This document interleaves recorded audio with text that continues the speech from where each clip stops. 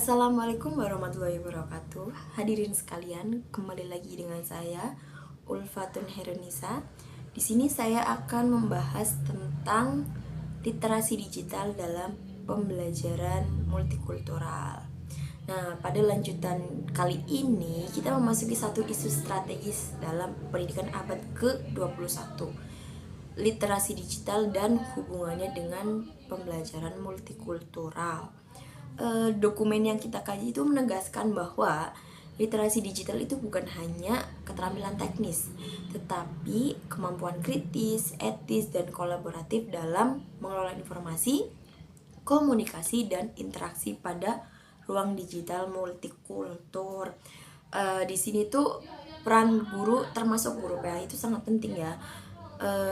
Karena guru PAI itu sebagai pembimbing nilai di tengah kemajemukan budaya dan arus informasi digital.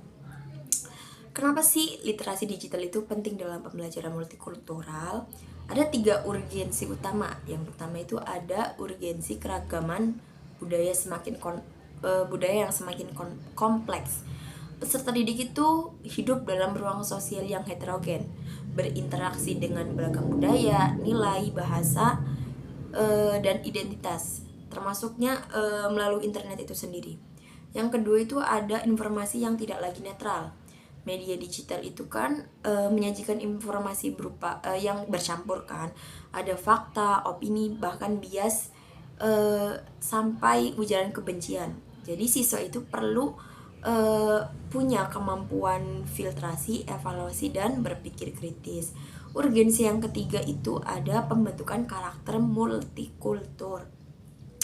Literasi digital ini tuh membantu siswa dalam memahami perbedaan, mengelola konflik, dan membangun toleransi. Toleransi ini maksudnya tuh nilai inti pendidikan multikultur. Semua dari 3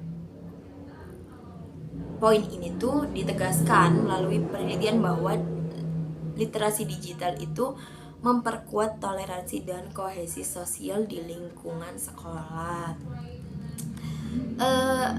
Pada isi dokumen itu tuh ada 4 dimensi utama yang harus dikuatkan. Yang pertama ada akses informasi. Siswa perlu mampu menemukan informasi yang relevan, terpercaya, dan berperspektif global. Yang kedua ada evaluasi kritis. Evaluasi kritis ini tuh kemampuan membedakan hoax, bias, stereotip, dan narasi ekstrim yang sering menyasar ke kelompok minoritas. Yang ketiga ada produksi konten. Selain mengkonsumsi, siswa itu harus bisa memproduksi konten digital. Nah, konten digital ini tuh harus yang etis, moderat, berbudaya, dan bermanfaat. Yang keempat itu ada interaksi lintas budaya. Lintas budaya itu memungkinkan kolaborasi dalam forum digital, video conference, proyek daring, dan lain sebagainya. Tujuannya sendiri itu untuk membangun dimensi yang ditegaskan penting dalam berbagai penelitian pada dokumen. Ada strategi kunci yang diturunkan. Yang pertama ada pembelajaran aktif berbasis teknologi. Contohnya itu ada PGBL, Project Based Learning.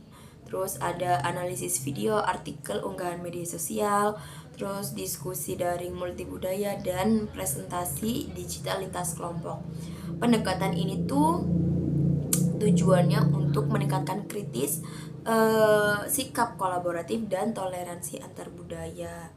Yang kedua itu ada penguatan kompetensi digital guru. Dalam dokumen itu ditegaskan guru yang kompeten secara digital mampu merancang pembelajaran inklusif dan dialogis untuk siswa yang beragam. Program yang perlu dilakukan untuk penguatan digital guru ini bisa dengan pelatihan e-learning, terus pembuatan konten digital, manajemen kelas virtual, etika digital, dan penggunaan multimedia multikultur. Yang ketiga ada inovasi media e-learning. Teknologi yang sekarang dapat memfasilitasi pengalaman belajar multikultur, seperti contohnya platform LMS, video interaktif, game edukasi, simulasi budaya, dan forum reflektif. Media digital ini tuh tujuannya bisa membantu untuk kita berpikir kritis, menganalisis perspektif budaya dan resolusi konflik. Yang keempat ada pembentukan karakter multikultural berbasis digital. Dari pembahasan di atas kita tuh bisa membuka bibit nilai yang perlu diasah. Itu ada toleransi, anti diskriminasi, terus empati, moderasi, dan kecerdasan sosial digital. Dalam dokumen tersebut juga menegaskan bahwa pendidikan multikultural itu bisa meminimalisir konflik sosial dan meningkatkan kohesi masyarakat. Terus peran guru dan institusi pendidikan. Ada dua simpulan peran besar. Yang pertama adalah guru sebagai fasilitator multikultural digital. Guru ini bertanggung jawab dalam materi digital yang inklusif, memediasi diskusi lintas budaya, terus menangani misinformasi dan bias. Lalu guru juga membangun ruang aman atau safe space digital untuk siswa. Nah, yang kedua ada sekolah sebagai ruang edukasi multikultur. Selain guru, sekolah juga perlu menyediakan infrastruktur digital, membuat kebijakan anti-bullying dan anti kekerasan budaya, terus mendorong kolaborasi lintas budaya, terus ada mengembangkan kurikulum responsif digital multikultural. Tujuan hal ini tuh sangat relevan karena konteks masyarakat Indonesia ini tuh sudah mencemuk. Dari dokumen itu ada beberapa tantangan yang ditemukan ada ketimpangan akses digital, rendahnya literasi digital guru, terus konten digital dan bias budaya, dan juga ada potensi konflik akibat ujaran kebencian, dan terakhir adalah kurangnya kurikulum integratif digital multikultur. Di sini tuh dari 5 tantangan utama ini tuh pendidikan memainkan peran sentral untuk merespon isu ini secara sistematik.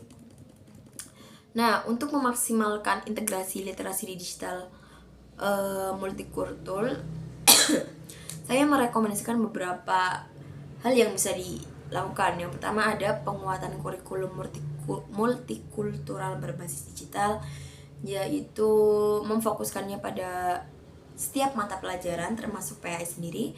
Yang kedua ada pelatihan guru literasi digital profesional. Itu guru harus bisa mengelola pembelajaran berbasis teknologi secara efektif. Yang ketiga ada program peningkatan kesadaran moderasi digital, ya seperti anti hoax, anti kebencian, dan edukasi etika digital. Yang keempat ada metode PJBL lintas budaya secara online. Di sini tuh siswa mengerjakan proyek budaya secara kolaboratif. Dan yang terakhir ada penguatan infrastruktur dan akses digital merata. Tujuannya sendiri tuh agar siswa punya kesempatan belajar yang setara. Sebagai penutup, izinkan saya menegaskan satu gagasan. Literasi digital itu bukan hanya tentang keterampilan, tetapi juga peradaban. Dan pendidikan multikultural itu bukan hanya sebagai wawasan, tetapi masa depan. Sekian yang dapat saya sampaikan, kurang-kurangnya mohon maaf. Wassalamualaikum warahmatullahi wabarakatuh.